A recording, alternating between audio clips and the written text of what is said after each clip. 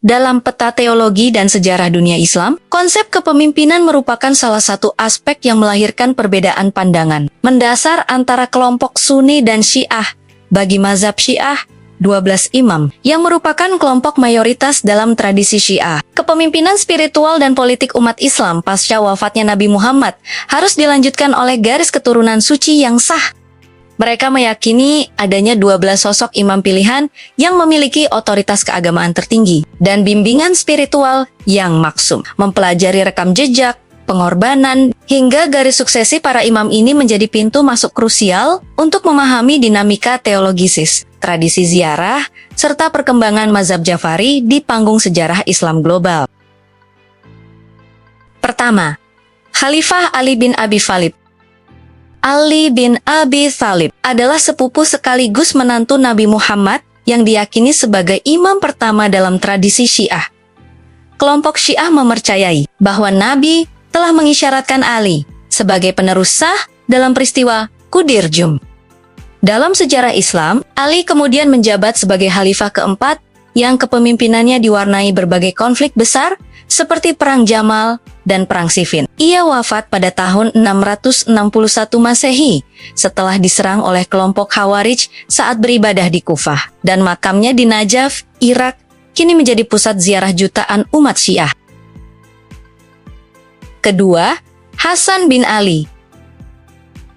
Hasan bin Ali adalah putra tertua dari pasangan Ali bin Abi Thalib dan putri Nabi, Bunda Fatimah. Setelah ayahnya wafat, ia dibayat oleh penduduk Kufah sebagai pemimpin. Namun di sisi lain, Muawiyah pertama menguasai wilayah Syam dengan kekuatan militer besar. Demi menghindari pertumpahan darah yang lebih besar di antara sesama muslim, Hasan mengambil langkah bijak dengan memilih jalan damai. Ia melepaskan kekuasaan politiknya kepada Muawiyah demi persatuan umat, lalu wafat pada tahun 670 Masehi dan dimakamkan di Madinah.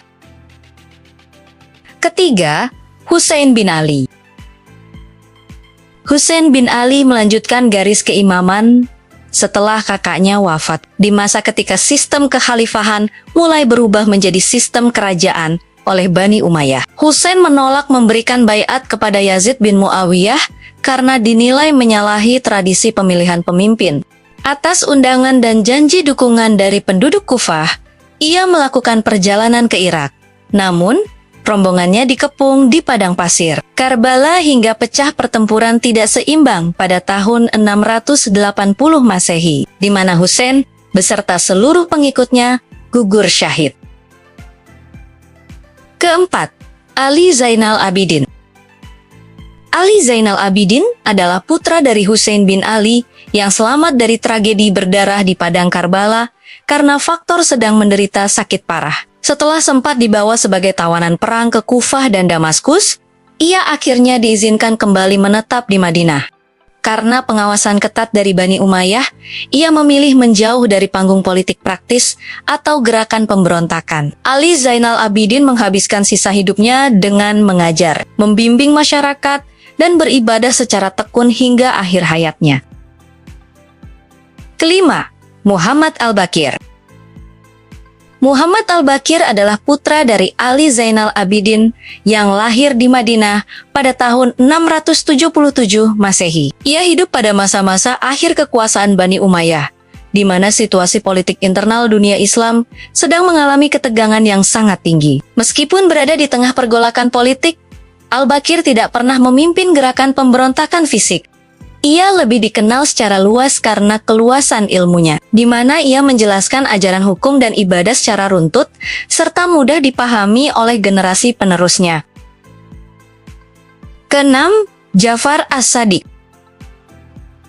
Ja'far As-Shadiq merupakan sosok imam keenam yang sangat dihormati dan mendapat julukan As-Shadiq karena kejujurannya dalam menyampaikan riwayat agama. Ia hidup pada masa transisi penting, yaitu saat runtuhnya Bani Umayyah dan berdirinya dinasti Abbasiyah. Di masa kepemimpinannya, ajaran hukum dan teologi Syiah mulai disusun secara sistematis. Pemikiran fikih dan keagamaan yang ia rumuskan menjadi fondasi utama bagi perkembangan mazhab Jafari yang diikuti oleh mayoritas penganut Syiah 12 imam. Ketujuh, Musa Al-Kazim.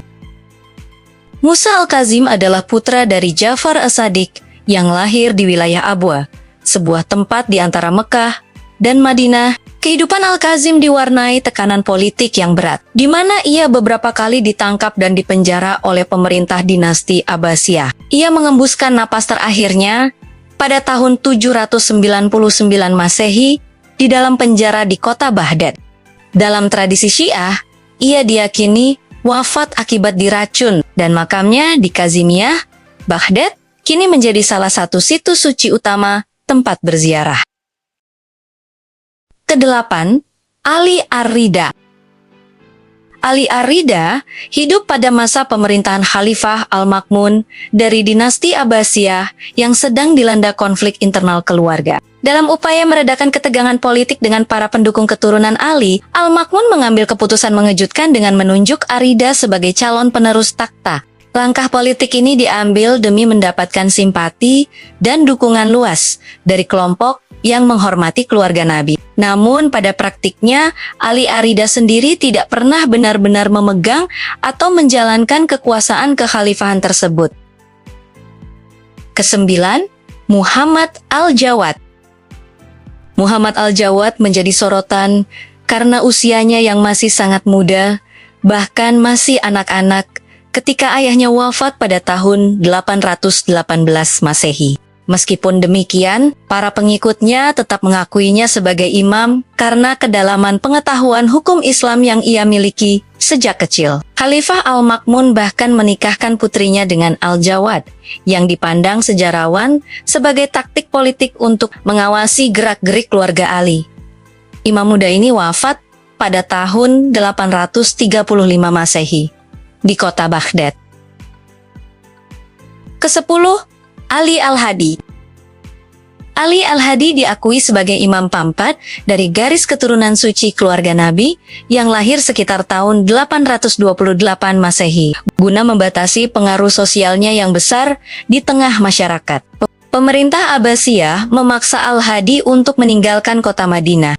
Ia diperintahkan untuk pindah dan menetap di kota Samara, yang kala itu menjadi pusat pemerintahan militer Abbasiyah. Dengan menempatkannya di ibu kota baru tersebut, pihak penguasa dapat memantau dan mengontrol ketat seluruh aktivitas keagamaan sang imam. Kesebelas, Hasan Al-Askari. Hasan Al-Askari menghabiskan sebagian besar masa hidupnya di kawasan militer yang disebut Askariyah di kota Somara. Akibat tekanan politik yang sangat ketat dari pemerintah Abbasiyah, ruang gerak dan komunikasinya dengan masyarakat umum menjadi sangat terbatas.